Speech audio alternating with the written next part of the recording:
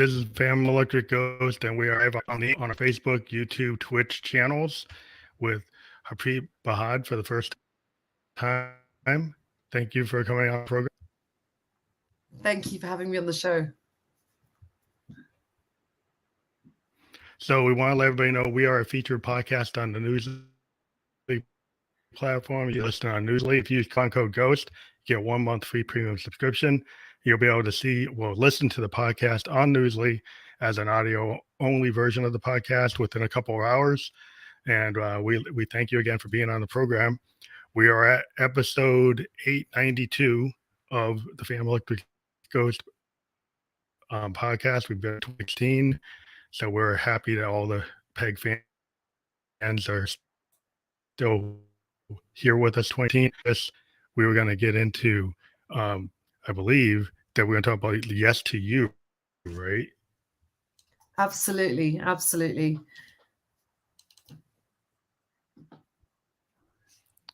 So one of the things we're going to talk about is that you are a life purpose strategist. Maybe you can tell us what that means. And then we also have, maybe you can kind of give some background to what it means as a life coach in the type of work that you do as a life purpose strategist.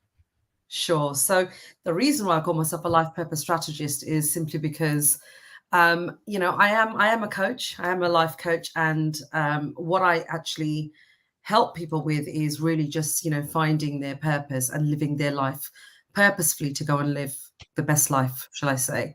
And the reason why I call myself a strategist is because I obviously use tools from my toolkit as a coach, but I also use tools obviously from personal experience that led me to this journey and led me to this business that I have to just help people really live a better life. So I suppose that sums it up in a nutshell what I do. So strategies that I can provide to just help you better your life towards your highest good and towards what journey you should be on in your life. So ultimately that's what I do. Well, I think back in 2016, I did this podcast, and this is not my main gig. I'm a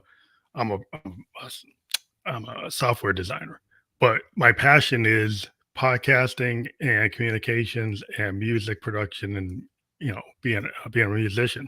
And I found a way in my life to stop being a road warrior, work from home, and kind of then be able to put a lot of time into my passions, which my side gigs are my passions, and they become it's like I kind of decided what I wanted. And a lot of times I was on that fast track, on the career track, and I was like, you know what?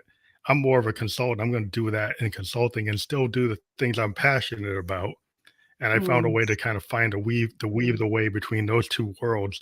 And it's interesting talking to a lot of life coaches, like people sometimes to do what they want, to do what they really wanted, what's in their head, what their dreams are, and then they have to find mentors and life coaches to try to actualize that. Yeah. So I think I come from something a bit similar to you, actually. I'm actually an ex-IT engineer, shall I say. I come from the IT world, and I've landed in this zone, shall I say, I think it was about 2017 was when I started this business. But I've been doing other coaching. So I'm a business and health coach as well. So I got qualified in all those areas, but I'm the same. Like I've been working from home for years. So pre-pandemic, I was very used to having a life working from home. So it didn't really impact me, I suppose, in that sense so much. But yeah, I completely understand. I think, finding that place that works for you personally, because we are on this sort of hamster wheel, right? And we're constantly trying to work and just achieve things and do things all the time and face that burnout and so many things that just come with it. And then if you start adding on other things that happen in your life when you're starting a family and you're doing all these other things at the same time, it can be quite a lot. So I'm definitely an advocate for being able to work remotely and create the life that you want from that angle as well. Yeah, because I used to be a road warrior, traveling, Sunday to Thursday, And then I really couldn't do what I wanted it for my passions. And I was like, well, I guess I'm paying the bills, but I wasn't satisfied. And then I said, I'm going to come to terms with what I really want to do. And, Mm. I started doing this pre-pandemic too. Um, so I think like one of your questions that you like to answer is like, how do you find your purpose? I think honest with yourself, right? You have to be honest with what do you actually want to do? If you find out like 90% of the time you're not happy, then I guess you're not really doing your purpose, what your purpose is. Absolutely. And, it's one of those things where if you ask someone, what do you want? Most of the time, they'll give you a big list of the things they don't want. Right. So I think we're quite conditioned generally in this world to just work really hard, and it doesn't matter what we're doing, it doesn't matter if you're doing an office job or if you're out, wherever you are. Even to be fair, me working from home, I mean, we were still working really hard, long hours, to just get everything always done, always meeting a deadline. And I think when it comes to, looking for your purpose, so what happened with me was I've been working a full-time job, and I started a business post my first child, which was the world of coaching, because I thought, oh, this looks like a really good world for me to get in. It fits with my, who I am. But I ended up over COVID having another child, so I do have a COVID baby, and with saying that, everything generally was, okay for us, luckily, touch wood. But when 2022, I would say, was actually probably my worst year, in the sense that, me trying to just be an overachiever, always trying to, do everything, Mm, just be everything to everyone. And just, and I was trying to make myself feel yeah. proud of those achievements, but I was exhausted. And come the end of 2022, I got to that point where I was like, "Do you know what? Something's got to give. I can't live this life anymore, because I, I just can't see a way forward anymore." And how I landed on this Mm, journey of purpose more so was I I did actually end up leaving my day job at the beginning of this year, and I was like, okay, I'll focus more on my business. But really, what ended up happening was I ended up just taking a few months out. And luckily, because I've got some tools and I knew that I had to do the work, I had to do the work. I had to go inwards, because I was just ignoring it for way too long. I wasn't listening to my gut. I wasn't listening to my instincts, my intuition. My boundaries were completely crossed. Like, I had just let everything just go too far. So coming to the journey of mm, purpose, when I was doing this work, I did the work of what do I really want, and not just the things that we're talking about, like I want a nice car, I want a nice house. It's not about that. It's what yeah. do I really want, right? So I did the work of thinking a little bit more long term of, do you know, when I come, and this is going to sound a bit more morbid to some, but this is how I thought of it. I thought, if I get to the end of my life, what would I want to say that I achieved? What would be the things that I'm truly proud of? And I'm pretty sure working hard and killing myself is probably not going to be at the top of that list. So I Yeah. had to, right? Yeah. So I thought, okay, I've got to really look at, what do I really want? Not just the superficial stuff, but really, what do I want? And it was those questions that start leading me to my answers, and brought me onto this journey here now of, I know what my purpose is, because I've ended up doing the work, and this is my purpose. I want to help people not go through this pain that I went through. I just, I'm so passionate about this. We should not be living through burnout. We should not be killing ourselves and working to the bone. There are better ways, and we should be living that best life for ourselves. Um, so I'm probably going a bit farther, but yes, to find your purpose, you have to go inwards. You have to ask those questions that you might be ignoring, or just not going there. But if you do start, there's a whole world of opportunity that opens for you, and you can start finding your purpose that way. What I found is like I was a musician since I was 17, and I was really into, writing music, and I have all my synthesizers sitting behind me. They're in Oh, my bedroom. nice. So I'm Yeah. not crazy about it. So I've got my pianos and my Moogs just sitting right with me, like all the time. And the one thing I found was, it's like, you know what? I decided that I was gonna actually put a lot of effort into it. And it wasn't that I was trying to make money. It's like I'm Mm, more of a musician since I was 17, that I just like to play. And I yes. got so into it, I created a SoundCloud. And the reason I got into podcasting, was a guy from New Mm, York named Rock Tunes found my SoundCloud, and he said, "I want to," because you got like 400 songs, and at that time, mm. and then and we started podcasting back in 2016. I didn't even know what it was. I said, "What is this?" It's like, and then we got along so good. We did a podcast for like 6 months back in 2016. Then he wasn't able to do it anymore, and I said, "You know what? I like this so much. I'm gonna go find emerging and independent artists I think should be interviewed." And I just went on my Instagram and started asking people if they want to get interviewed. And that was what I, and since then, my 892 episodes, and I've got like a community. I've interviewed like 300 musicians, tons of people outside of music, Grammy award winning producers, all kinds of stuff that I never thought I could do. And it was all Yeah. just my love for music. And I expanded it beyond myself into this kind of radio kind of like program where we talk about, creatives and why do you have a purpose? And people say, well, how could you thread the needle between musicians and artists and talking to people like life coaches? So everybody has a mentor. The Beatles were the mentors for everybody, for tons of people. And music is part of everybody's life. It's kind of like a motivational factor. It's part of therapy. So I found a way to kind of weave music into everything, and Yeah. to be like the theme song for your life, where you want to go, your aspirations. And so that's how I found a way to take my passion and make it something that's actually bigger than what I ever thought it would be. And you know what? That is amazing. That's such an amazing journey that you've just shared. And I think it's lovely. And you're right. Music is such a big part of this journey of life. And it is to me, it's all intertwined. I mean, I'm no great musician, but my daughter's learning the piano, and last year I started to learn just a little bit with her. But I found there was a point in my day where I would, and I'm very basic. Okay, so I'm not great at the piano, but I found that whatever I was learning, when I'd get to the piano, I would just sit down and just play whatever I could. I was so addicted, like I wasn't there for 10 minutes. The next thing is like 30 minutes later, I'm like, okay, I've got to get up and go and do my work now. But I just enjoyed that so much. And even It's very where, cathartic. Yeah, it's like yeah, therapy. it Yeah, it's was very, it cathartic. was like therapy, yeah. And you felt like the music kind of moves through you as well, because you really feel the music. Um, so yeah, I mean, I completely agree. That's all intertwined. It's all connected.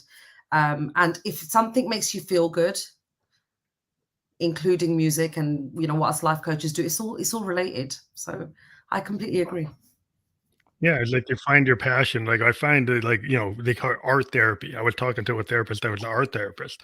It was she was doing like, painting therapy.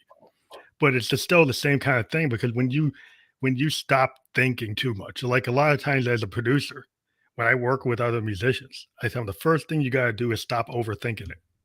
The first thing you gotta Absolutely. do is just go into the studio and just kind of do a stream of consciousness and just do what you feel is in your heart and your soul. And you're a musician, you know what you're doing.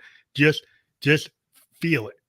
Don't get Yeah, so technical that you're agonizing over every note. Just lay it down and see what happens when you don't overthink it. And that's yeah, what happens when I talk to authors. And sometimes you have to structure, but a lot of times, like with the therapeutic nature of art, is that it's like you just let it go. You kind of go with the flow. You find that muse, you connect, and that's what I've always tried to advocate is have fun. absolutely, absolutely. Actually, I know someone close to me who's been doing art therapy recently, and again, it's the same thing. They've just had so much fun going into that zone, and like you just said, let go. It's one of the things I talk about as well. That learning to let go is such an essential part of your growth. It doesn't mean we let go of everything, right? But it just means that sometimes we're so busy, consumed in a thought or in worries, that we can't see the light at the end of the tunnel. And sometimes if you just ask the question, sometimes just out loud, like, I just need help. I don't know what to do. I don't know, universe, guide me, whoever you believe in, guide me, Yeah, right? And just let go of the thought and say, you know what, the greater good, someone, my highest good, God, whoever you believe in, someone's going to guide me. And you just find that the answers generally start coming, because I think you just tuned in and you're listening and it's happening. And when we're too consumed, we're too worried, we can't hear the answers that we need. that seems like on the path, like when you're overwhelmed, the advice, that you would give, I think what I've Yes. felt like when I deal with people who are like in IT, you get young Mm, guys coming out of college, and then they get this big project and they get all freaked out and they're like, because they're trying to do everything. I said, you can't, you gotta like, let's do a top 5 list. Let's do a top 10 list. Let's look at the overall context and take little bits and pieces. But if you try to take the whole thing on at once, and I think that's what people do, they take life on all at once, all at one thing. And you can't really do that. You gotta take digestible bits and then abs- make successes. Otherwise, you're going to feel like you're failing all the time. It's not bad to fail if you have a strategy. yeah, but in failure in music is like almost everything we do doesn't work. You got 100 songs, one song goes through. So, I mean, that's just the nature of what we do. And so you have yeah. to like that's the process. Yeah, absolutely. I suppose it goes to similar to like New Year's resolutions, isn't it? Why do New Year's resolutions fail?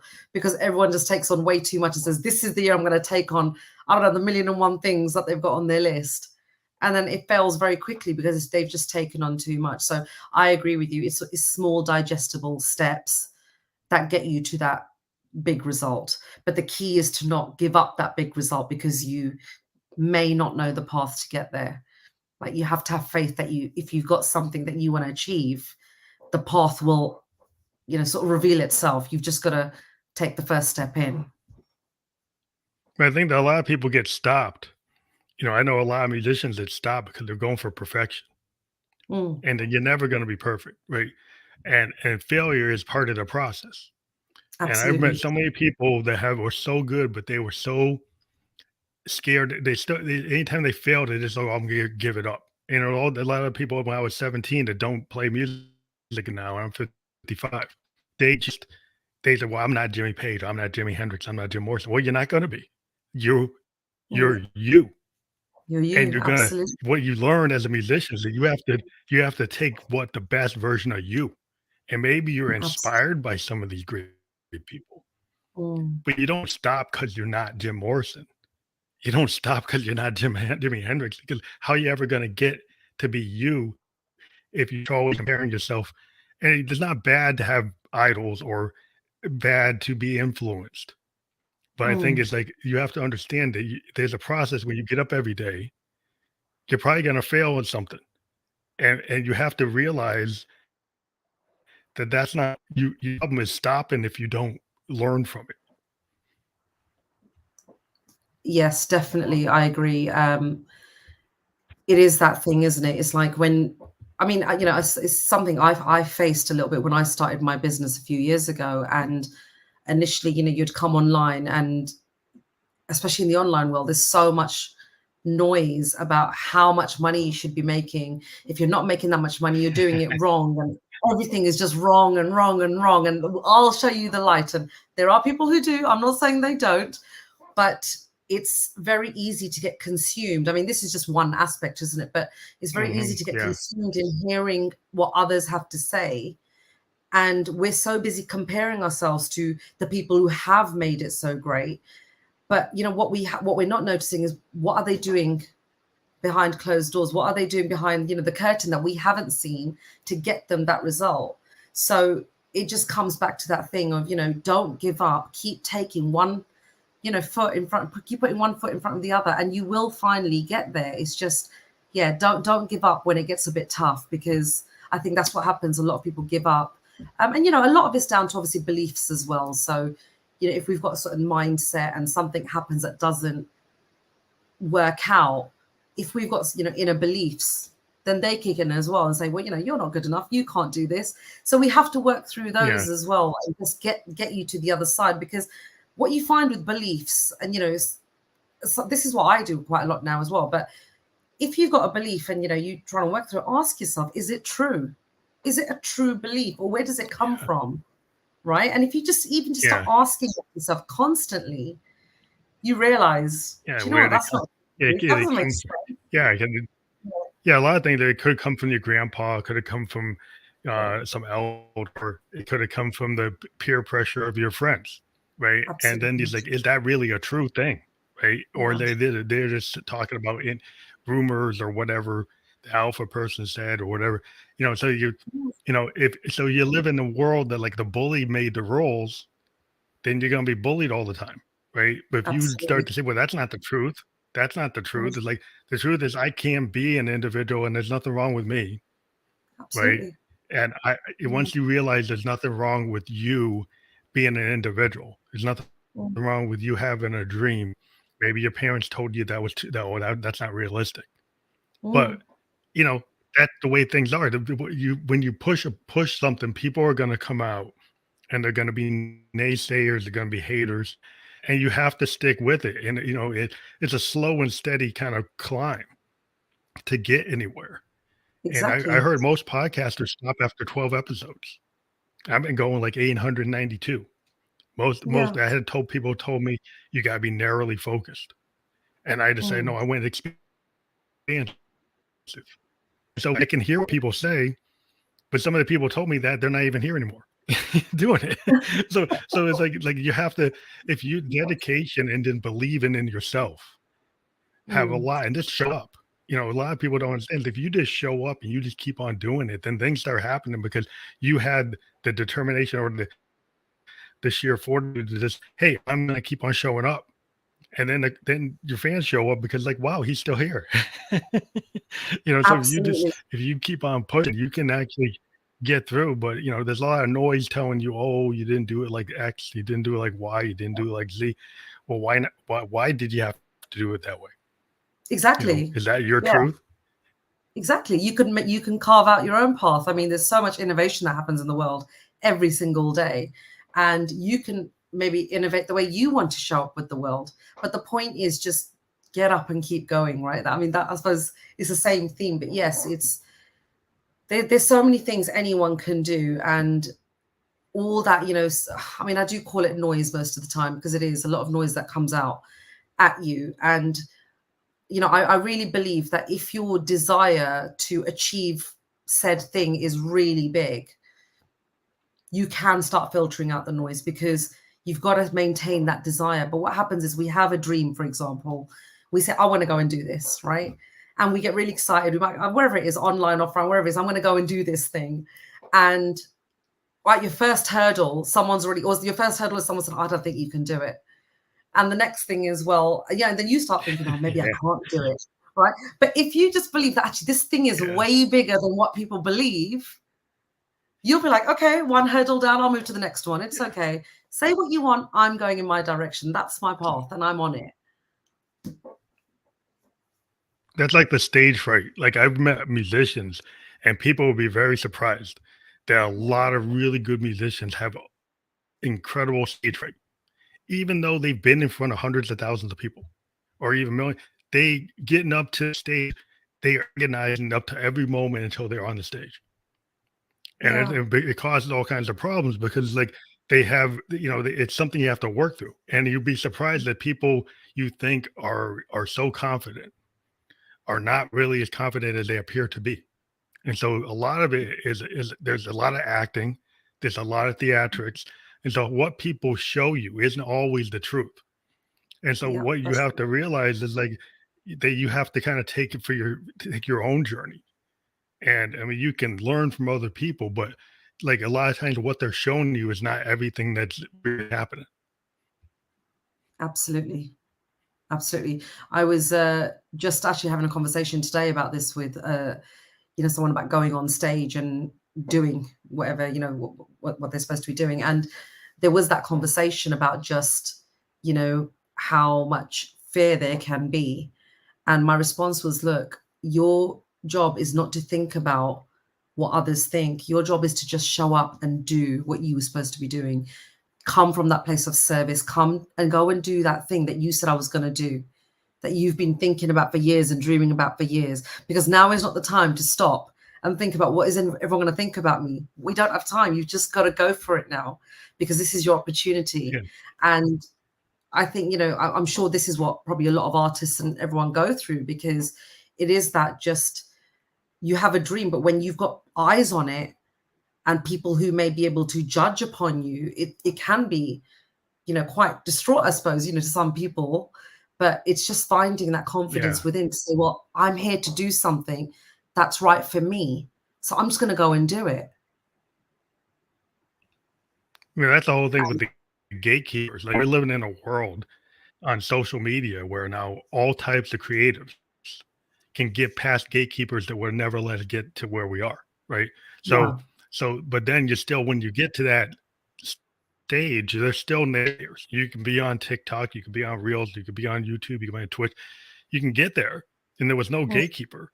But if you get obsessed because you got some fans that are like very hateful, they're not really fans, they're haters, and you yeah. start taking that to heart, and like, well, you got a million followers and you got like 100 people doing something that makes you feel bad.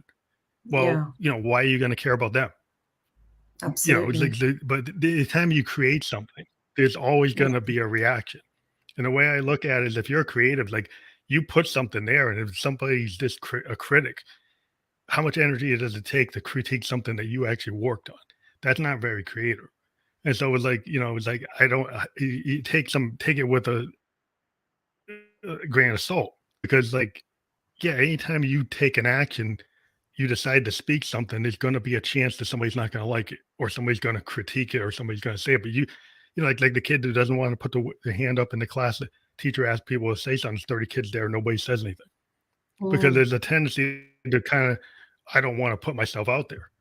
But, in order to progress, you have to put yourself out there.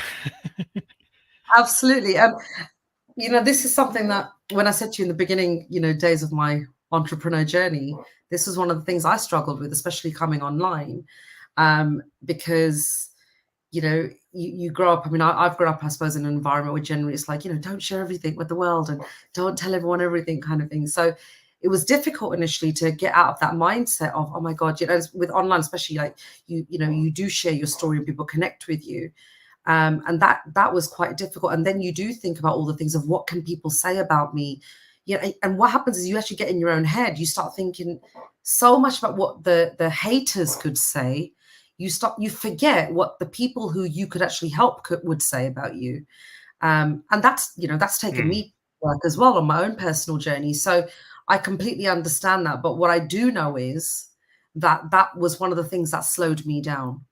So I had to learn that maybe the long way Mm. around, but I did learn that lesson. And I agree. Like you have to find your voice, because if you don't, who will? And you don't want that voice to be suppressed. Where, like I say, you get to the end of your life and you're like, I should have used my voice. Right? Don't live with regret. So Do it that's why, now. yeah. Yeah, that was Yeah, it. because I had a pivotal moment in my life where at age 27, I had cancer. I had a level 3 sarcoma, and I made it, Oh right? wow. I'm 55. But what I Oh, but the decision I made is, like, I was a keyboardist and I was a kind of a background musician. I wasn't in the front. I never sang, I never wrote. I wrote lyrics for other people. I wrote parts for other people. I never did it myself. I was scared mm, of doing it myself. And at a point, I had to make, and I wouldn't have ever even done this type of podcast. But once I got past the cancer, I said, you know what? That kind of showed me, it's like I don't want to leave without actually expressing what I really want to do. And then really what I found in the music I liked singer-songwriters because they express their real story. When you mm, listen to a singer-songwriter, a Joni Mitchell, a Bob Dylan, a Neil Young, they're telling a story because they wrote the song. And it feels yeah, more authentic because it's not somebody else that wrote it and they wrote it and they played it and they, so it's like it's you. And I mm, said, you know what? I want to do that. And that's what I started doing. And I felt so much better. And I didn't really care if I had a perfect pitch voice or I just wanted to put it out there, and just doing it, I got better. And the mm, fear I had initially started to go away after writing like thousands of songs. You get better because you just took the step to actually do it. mm. Well, first, it's just congratulations on beating cancer. I mean, that is just amazing, right? And this is great. We're here talking after, you said after all these years you're doing this. This is just so amazing. And what a journey you've been on, and to share that and come to the other side of that and say, well, do you know what? I'm going to live for myself. I mean, so many people don't get this opportunity. They will go through life, for whatever reason, not getting to that place of just not finding what they should be doing, where they should be sharing their voice, or just you know allowing themselves to do it, right? So yeah, I completely agree. I think it's just so important to be able to find whatever it is that gives you the passion. And like you're saying, you were shy, and look where you are, to look how many episodes you've done. So that is amazing. It's just, again, one foot in front of the Yeah. other, just keep going, and slowly those inhibitions start going away themselves. I think the worst thing is to not take action, because you just don't know where it could have gone. Yeah. Well, I think fear is the big problem. Yeah, What I absolutely. found, and I would go back to being 27-year-old me, or even a Mm, 17-year-old me. I was like, well, I'm not going to be the lead singer. I'm scared of that. I was scared of being a public speaker. I was like, I can't do that. I'll be a writer. I'll write stuff for somebody. And so, and then I started to finally take the reins and say, you know what, you gotta confront the fear. Only way you get to anything. And I would like one of the things like after cancer is I lived in Japan for 2 years. And the older version of me was like, well, I can't go there. It's dangerous. It's this and that. All kinds of reasons why I can't do it. And then after that post cancer me was like, why not? yeah. What is it? It's like, do it. And so it's like Mm, when you finally, you don't have to have that crucible moment to finally decide to kind of take things on. This is where maybe you talk to a mentor. Maybe you talk to somebody like yourself. You go to your website, yeah. towardpurpose.com, and you try to find somebody to help you. Because if you realize that you don't have the tools, Mm, what I found talking to people like yourself is like the mentors and the life coaches, some people like that's what you need. Like sometimes you can't do it yourself.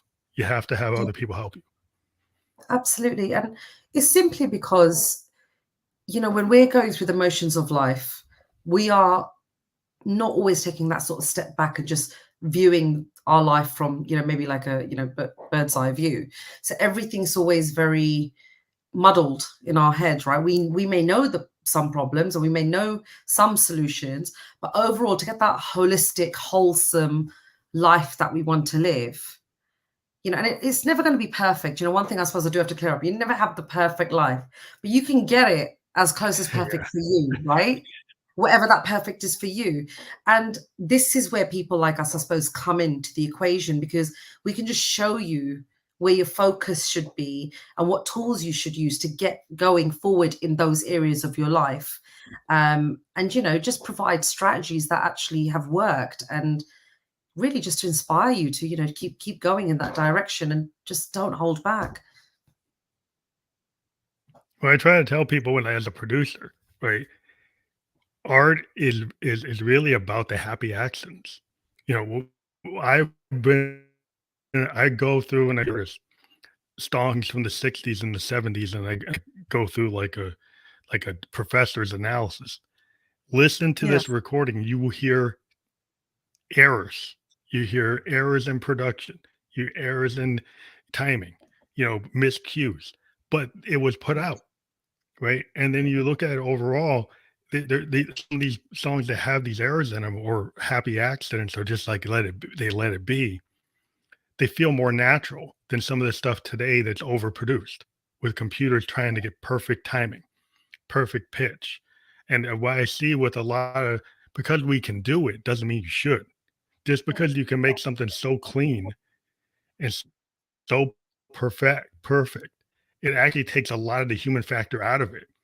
And so a yeah, lot of artists are kind of starting to rebel and saying, hey, too much of the computer makes it like less authentic. It makes it less natural, makes it they're less human.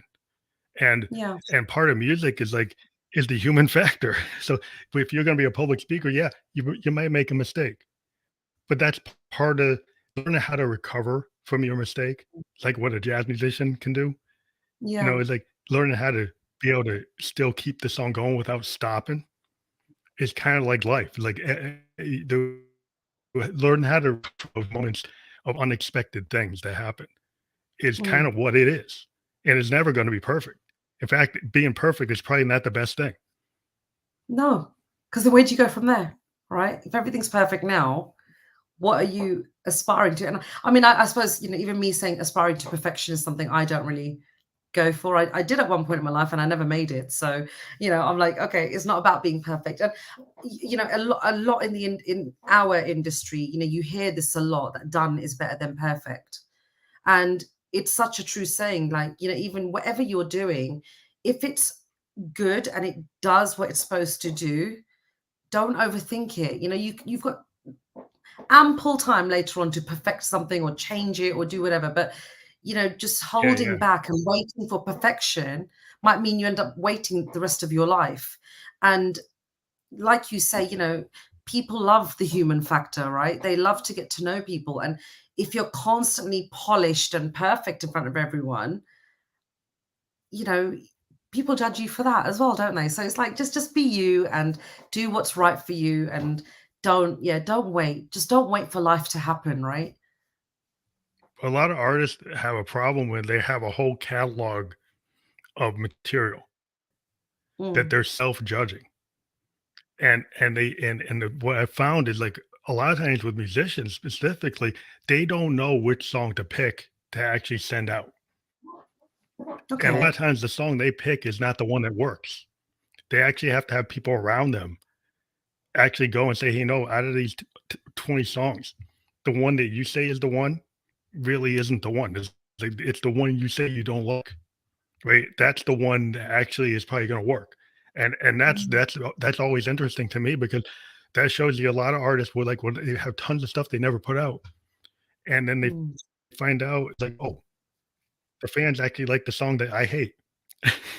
Or the artist, like, the painting that they won't show anybody is the one that's actually, like, the best they've ever done. And I was like, Yeah, and so that kind of shows you that maybe you should open up a little bit, and your own yeah. kind of inner perfection. You're creating like a ceiling. You're creating a ceiling, and you're not showing people what you have, because the fear is coming in again, and Mm, then you're not really actualizing, because there's so much you're not telling people. And I think people mm. have that in relationships. Like, well, how do you know all the stuff that your partner finally says, and you never heard it before? You're like, wow, you had all that inside you and you never told me. Well, how was I supposed Yeah, to know? absolutely. Yeah, it's true. you know? It's true.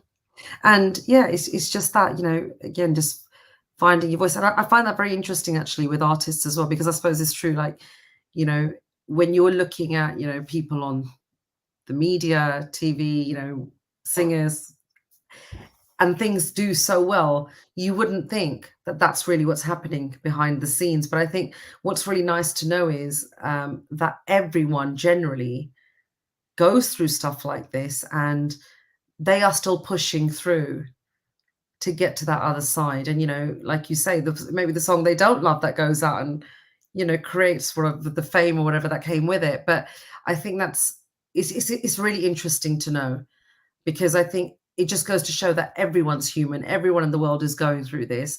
But if these people are going out and even with that fear, they're still moving forward and they're seeing those amazing results, then why can't you, right? Why can't the average person do the same and still Yeah. make something really great out of their life?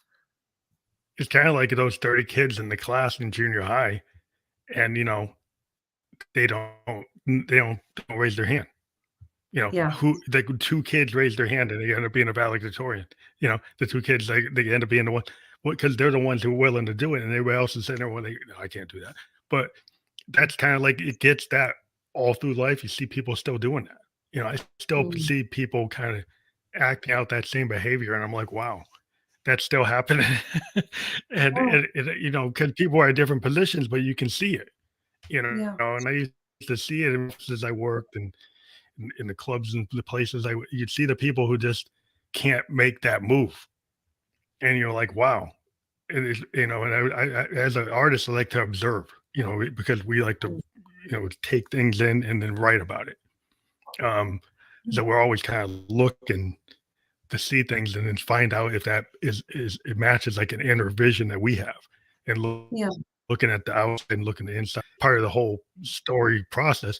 But I think it's like people sometimes they need to do that. The way in your process to try and get people to expand themselves. Uh, yeah, how much assessment, also kind of like reading the environment. Yeah, absolutely. Absolutely. It's just figuring out, right? Like we know that a lot of it is learned behavior. Some of it comes from a young age, some of it comes with time. Beliefs are changed. You know, you might have believed one thing, something else happened, it changed it. We start fulfilling some of those beliefs, right? Then we start going to the self-fulfilling prophecy. So many things go on, you know, in there, right? And we just need to get it out to be able to break it down. Because if we're just living with them and not acknowledging that, oh, this could be different, I can think differently, or I can do something differently, then you know we will be stuck. But if you can just do that, you Yeah, know, sometimes it's just a little bit of work that needs to be done. You know, it doesn't mean that working with a coach or, you know, anybody means that the work has to go on for years and years and years. Sometimes you do something so small, it breaks whatever the belief was that was, you know, holding you back, and you're off. yeah, Some people work it's longer. like a It just really floodgate. depends. Absolutely, absolutely. And I Yeah, think, you get some people are really, yeah, they might be close to it by the time they come to you, so it yeah, only takes a little bit to open a floodgate because they actually were ready for it. So the fact that they came yeah. to you, they were kind of getting closer to, that situation, realize that realization maybe. Yeah, some people, I suppose, are just more ready. Like maybe they've already done some work, but they've just got maybe to so far, and then they're like, "Oh, do you know, what? I'm still stuck. Like, what is holding me back?" So some people are very ready. Some, you know, it may be a slightly longer journey because it might be a very new world to them of using the tools and doing the work. It just really varies. Mhm. But I think the key is to just be open to it. You know, especially if you're having those, or if you've got those questions that are coming up, you know, internally of maybe, you know, you're not feeling unhappy, sorry, maybe you're not feeling very happy, or you just feel like maybe there's more to your life, and you know you're not, you just don't know what the next steps are to really figure that out and expand upon it. Then this is where, you know, I think coaches really fit in, or strategists. Like I said, I strategize as well, but you know, just to really figure out what the next steps are, and you know, just open up that world for yourself, like you said about the glass ceiling, Yeah, 'cause right? it We can break through it. yeah, Let's 'cause break it's through the it. great le yeah, the great resignation was because, COVID kinda created a catalyst. So Yeah. people ended up with a bunch of time on their hands. And then when you get time on your hands, like, if when you're creative, we kinda like being by ourselves, right? Because part of being a creative is that we can actually live it with our own thoughts, that we don't have to be in that group, in that crowd to kind of feel good, that we actually take that silent moment or that Mm, peaceful moment in ourselves and, sit at our artistic, mechanisms, and we come up with stuff. And yeah. having that time is actually necessary. But some people, if they're not creative, they have to have outside inputs to feel good, and then it's outside themselves. And I think part of the problem is like, well, how many things outside yourself are really going to satisfy you when the core problem is that you haven't dealt with the inside? Yeah, exactly. And I think, you know, one of the things this relates to, I'm not saying solely this, but it's just the world we live in today, isn't it? Of overconsumption, right? And abundance. I mean, abundance is seen now as just money, right? When you hear people talk about abundance, like, oh, I want, you know, I don't know, in for us, you know, I'm the UK, we're like, oh, I want £1 million. Okay, when? Why do you want it? And when you start asking those questions, they're like, oh, hang on, but I just want £1 million. Okay, but why do you want it? Right? Like, what's the life that you want at the end of that money? And when you Yeah, what are start you really going to breaking do with it, it? What are you going to do with what are it? you going to do with it, right? And is it? And when you start breaking it down, sometimes actually a lot of people realize that some of the things I'm waiting to do in my life I can do now. I'm just waiting because I've got this figure in my head, and that figure is what's going to get me to that happiness. But your happiness can start Yeah, when you now. could And have actually been doing it. Yeah, you could have been doing it. And then you're waiting exactly. until what? You're 70? And then how Right. can you really Exactly. do it Right. when you're 70? Like, if I can't Yeah. do it, Exactly. Right. Because then you you're know? tasting your health. So it's like a catch-22. So I think it's just a matter of, well, let's do what you can now. Focus on the happy journey now. And you know, I'm not saying don't, if your dream is to go and make so much money, go, go and make that money. It doesn't mean you take away the dream, but abundance doesn't have to be just that. And we don't have to over consume and everything if we just do the inner work.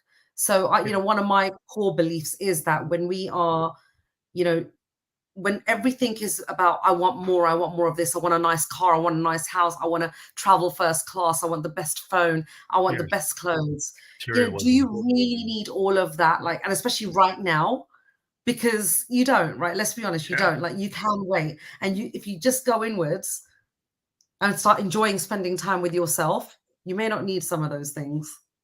So, Well, it's like the yeah. spiritual journey versus a materialistic journey. And then when Yeah. I got being a child of the 70s, I saw my older brother was 7 years older than me. I saw that kind of hippie thing going on, right? So there was a kind of Okay. anti-materialism, right? This Yeah. idea that was spiritualism. People wanted to find something spiritually satisfying. They wouldn't necessarily care about money. They were kind of hitchhiking, going to find into communes or spiritual gurus, looking for things outside of money. It wasn't Yeah. about money. It was about more like art and community. And then I kind of was like, well, that's all hippie stuff. So then it gets that's bad. It's bad to get rid of that. Yeah. And what the real thing realization is that being having inner peace doesn't need you don't need money to have inner peace. Like you That's can it. go out in the woods, you can go for a Yeah. walk, you can go get a cover. I live in New Hampshire, and just walking in the woods gives me peace of mind. That I don't Mm. need to go to Boston and go to some fancy club or go someplace in New York. I can go out and that makes me happy just walking by a river or seeing a Yeah. black bear, or seeing a moose or something. Just being out in nature makes me happy. And it didn't cost any Yeah. money. So Yeah. Absolutely. why does it have to be money? Yeah. That's it. And it's like, that's exactly it, right? Like, I don't know if this is just a example of this, but it is that, right? Like, we just feel like we need money for everything. And it's not a real, again, the question is that true, right? If we're just constant, and I think the reason why people are getting so stressed, are getting so burnt out, and just constantly working really long hours, because there's it's coming again from that place of fear. I mean, especially now with COVID and so much happening, I think there has just been fear, isn't it, in the world, and people feels they don't want to lose more than what's So it's always happening. gonna be somebody with more money than you. So if you're gonna Yeah, be on that game, you're never gonna be happy. well, that's the There's thing, always right? gonna be you're gonna read, "Oh, this guy was a Bitcoin millionaire and he got this. This guy did this deal and he got that." There's always Yeah, gonna be some person that got that deal and you didn't get it. So then yeah, you're always gonna be upset. It's like, so right. because there's always gonna be somebody playing that game and you didn't win, right? So Yes. like, if you put yourself in that on that train, you're probably gonna be the last car in the train. It's like you're always gonna be playing catch up. So how do Absolutely. you change that? You try to be innovative and be yourself, and maybe as a human being, because we're so creative, you could come up with something that's not a clone of somebody else. It's Yeah. something that you uniquely do, and then you could find out, oh, people, maybe you just find out that you have the inner peace because you find some spiritual thing that makes you calm, that gets Yeah. rid of the fear, that gets rid of the trepidation, that Mm. gets rid of the nervousness, that you find that peace of mind and you're not on that train, you Yeah. know?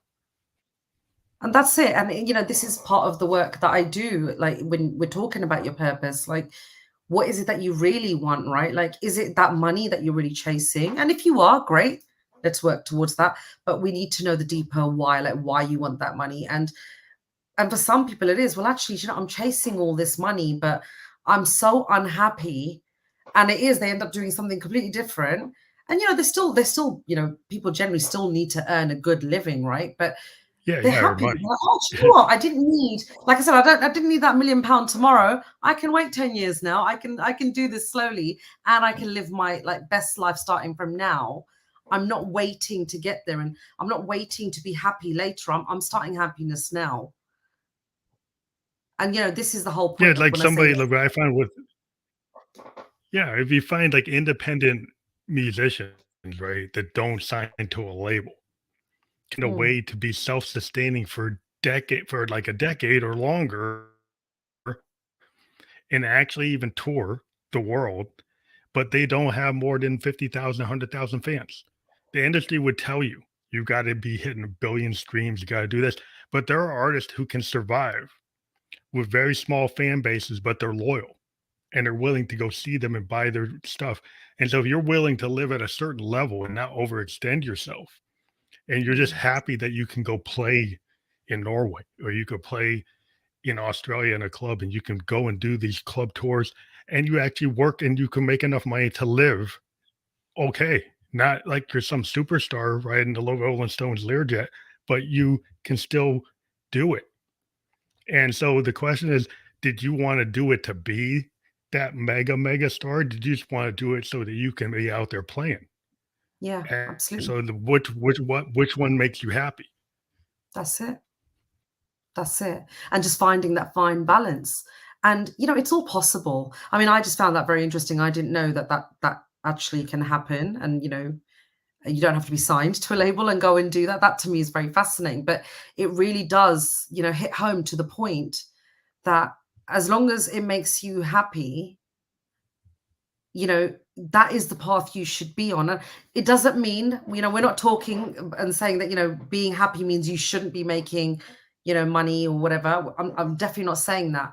But what I'm saying is do it on the happy path, right? You Yeah, I mean, just you don't could need to. be, yeah, I Yeah. mean, yeah, you don't have to be starving, but I mean, I know there are artists that aren't super big and they still have a home, they still have Mm, a car.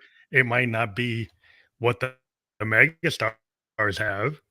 They have what makes them feel happy. They're comfortable. And so the question is like, is it that big amount of money that is what making you happy? Or is it the ability that you can actually be an artist that makes you happy? The ability you absolutely. own a little coffee shop and maybe Yeah. it's not McDonald's, it's not Starbucks, Mm, but you own that and it makes so much money, but you're not super millionaire, but you own mm, your own destiny, you own your own business. So sometimes like you don't have to be some mega chain owner, right? You could have some Etsy shop and be doing stuff. Like as long as it makes you happy. The problem is when you get into this world where like I gotta be making over a million, I gotta be doing all these transactions and you're starting to keep up with the Joneses or whatever. I think that's the yeah, problem. Like, that is. what is it you were trying to do? Now, of course, if Yeah. that's what you want to do, then that's where you try to do. But is it Absolutely. really that you wanted to have your own business? It doesn't have to be Mm, a mega business to have your own business. that's it. That's exactly it. It's just what's right for you. That's the work that has to be done. We all are here for something. We all want to do something. We're all especially great at something, right? And it's just a matter of pulling that out. And one of the things that I always say to people and clients is that you have to say out loud sometimes the thing that you desire the most. So, coming back to what I was saying earlier, Mhm. that, we talk about wants, right? And people give you a list of what they don't want. And when you do say, okay, but what do you want? They're not always going into that real depth. And sometimes they know what they want. A lot of people actually know what they want, but they're too scared to say it, especially if the dreams feels really Yeah, big. it's like is that manifestation? What I found is like I'm a Buddhist, and part of what we do is we do meditation and chanting, and when we chant, we usually try to manifest in our mind what we want. So Yeah. we actually verbalize and actualize what we want. So Mm, we say we want inner peace, right? So we actually speak that we want the peace. We don't keep it in the yeah. head. We don't keep it inside. We actually speak it out, right? If you actually speak out the thing you want, then it tends to have a kind of your mind is so powerful that if you actually start to speak it, you can make it happen. People, oh, that's like what? That's magic. It's not magic. It's just the power that your brain has and power that you have as a person. That if you actually talk it out and take it from inside, it seems to happen more often than not. Yeah, absolutely. That's exactly it. I agree. Well, this has been a good conversation. I'm just sorry we have to kind of cut it close this because I have another podcast coming up. No, that's But I fine. do want people to check out your website again, www.towardspurpose.com. And then forward slash if you go to that particular site, what will people get? So I've got a free PDF workbook for people to. It's a 3-question workbook where they can actually start filling out and start actually, working out their purpose now. So it's a really, beautiful guide where, if you're just considering what is my purpose, what do I want to do with my life, this is the stepping stone for you to get into that. And they can print it out and just start using it straight away. So it's my gift. That's awesome. So we do encourage people to click on that. Right now, you can click on it. When we fully publish, if you go to the Facebook permanent link and the YouTube and the Twitch links and all the other places we're going to be, like our Heart Radio, Spotify, Apple, Amazon Podcast, we're pretty much everywhere the podcasts are, that link will be clickable. And we do encourage our listeners to click on the links of the host of the guests that we have on the program, so you can dive in deeper to what we were talking about, the different services and programs and things that people have at their links. So please click on that and check it out. And thank you for being on the Go podcast. Thank you. Thank you very much for having me. It was a great show. Thank you very much. Thank you. Have a great night.